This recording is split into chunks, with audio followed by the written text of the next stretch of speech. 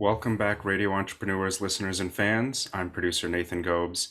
I'm excited to introduce you to a new guest, Brittany Farinas, CEO of House of One. Welcome, Brittany. Hi, how are you? I'm doing well, and you? I'm doing good. Thanks for having me. I'm super excited to be here.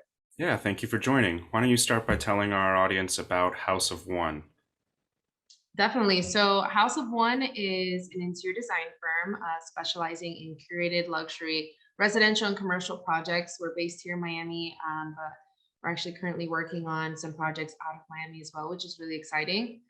So, we do everything from pre construction, FF&E selection, 3D rendering, and custom furniture design, which is one of our selling points is that we really focus on creating that bespoke experience for our clients. That's where House of One comes from. Every single design is one of a kind. Every project is one of a kind. So yeah, it's very all-encompassing services that we provide here. Exciting. That's really interesting, and you've got some very nice designed apartment behind you. Yeah, we're actually in our design studio right Oh now. wow, beautiful. So, yeah, thanks. I wanted to get into your background a little bit before we dive deeper. How did you get into starting all of this, and how long have you been running the company?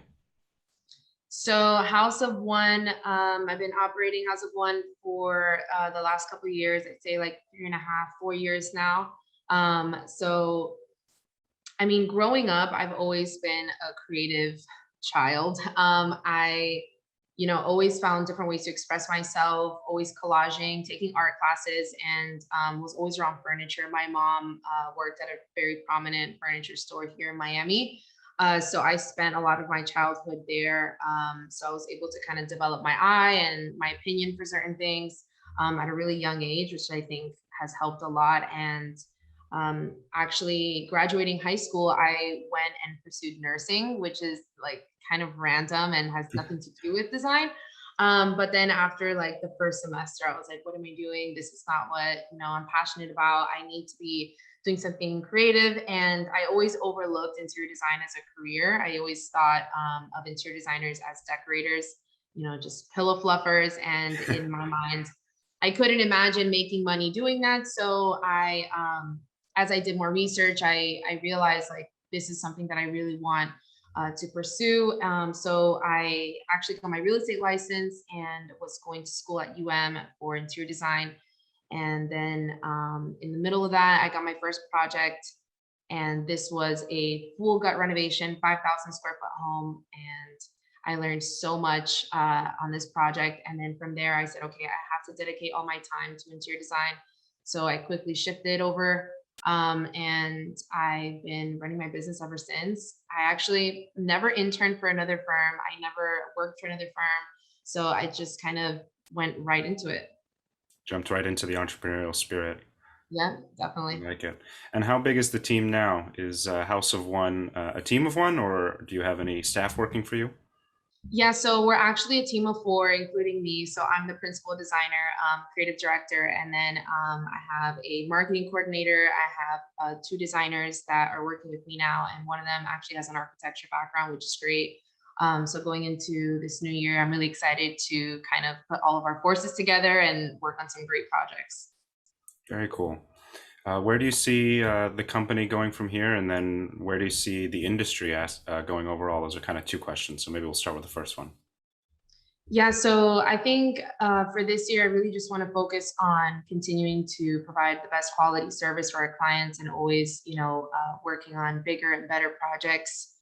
A lot of our clients, they become great friends of ours and, become great referral sources. So we've been able to work with such amazing people.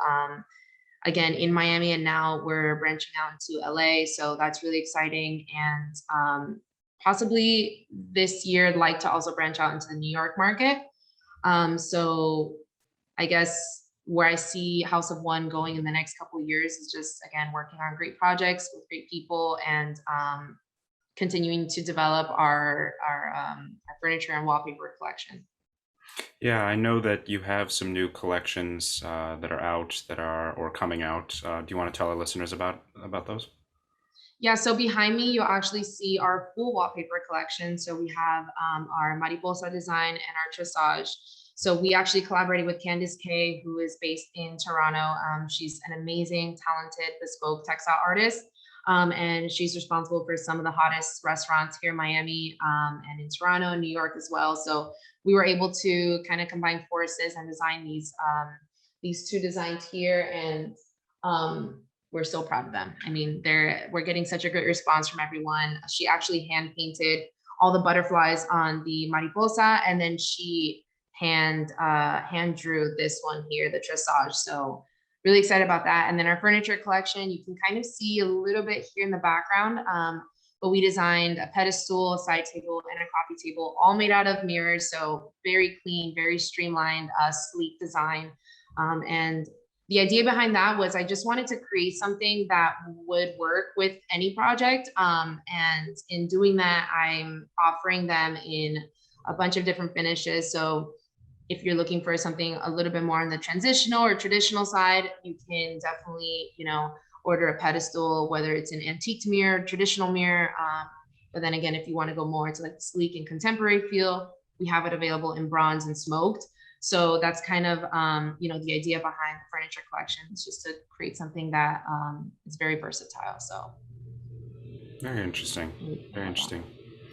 I wanted to maybe jump back to the other question that I asked earlier about where the design industry design spaces are headed.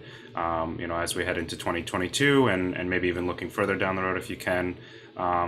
Talk to us about where you see new designs heading, and maybe even also how technology has impacted the industry. I know previously you mentioned 3D modeling.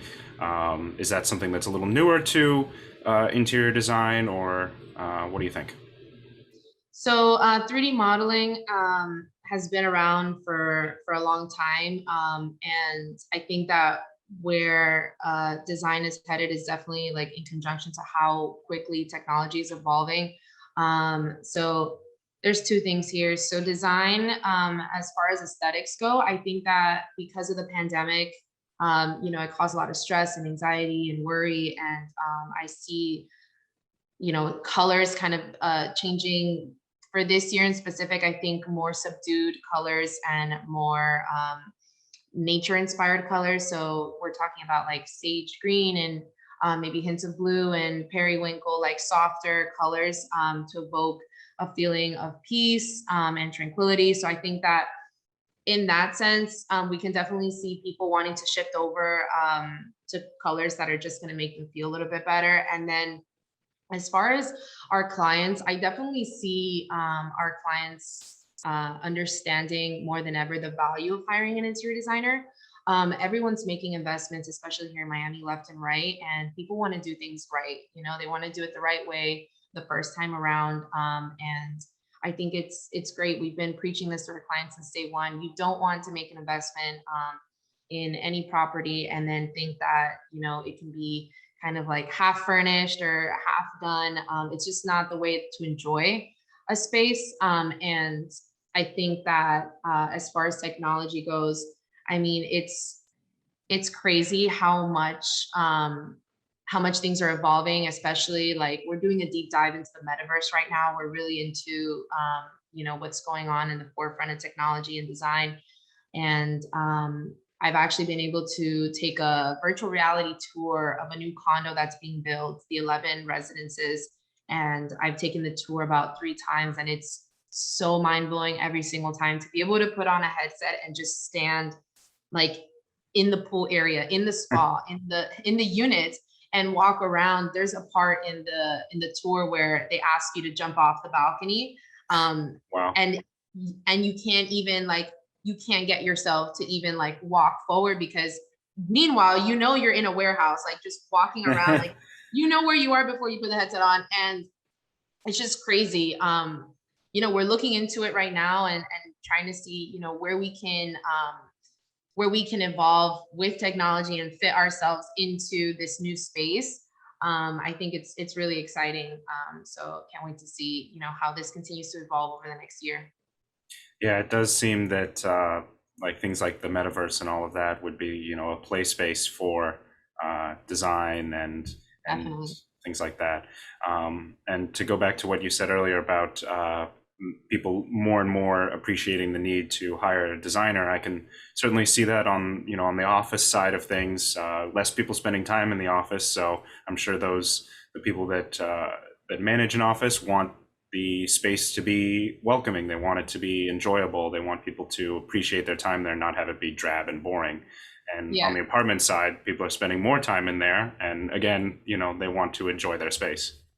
Exactly. Exactly. I think that, I think during the pandemic, all the time that we spent indoors, it caused all of us to kind of like, look at everything in detail and say, okay, like maybe it's time that I do renovate my kitchen, or maybe it's time I do renovate my bathroom or my office, and like what can I do to better improve my quality of life? And that's the beauty of what we do, and that's why I'm so passionate about what I do, is that we're changing people's lives. Like a lot of times people see interior designers as like a luxury service, but it really is, whether we even realize it or not. Sometimes, like anytime we walk into a space, we're affected by that interior design. We're affected by what's going on, whether it's the colors, the space planning, the lighting.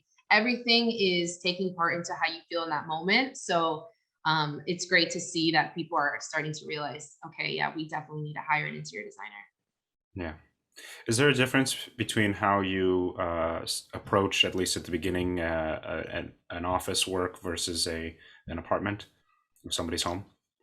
Definitely. So, how you use both of those spaces, that's the number one thing that we look at. So, a lot of our clients, they'll buy apartments and condos here, and this is their, secondary home. So, we definitely treat that differently than we would if it was someone's primary home. And then for an office, depending on how they work, and how big their team is, and what they want to gain out of their office space, like how we can improve their productivity, how we can improve their business.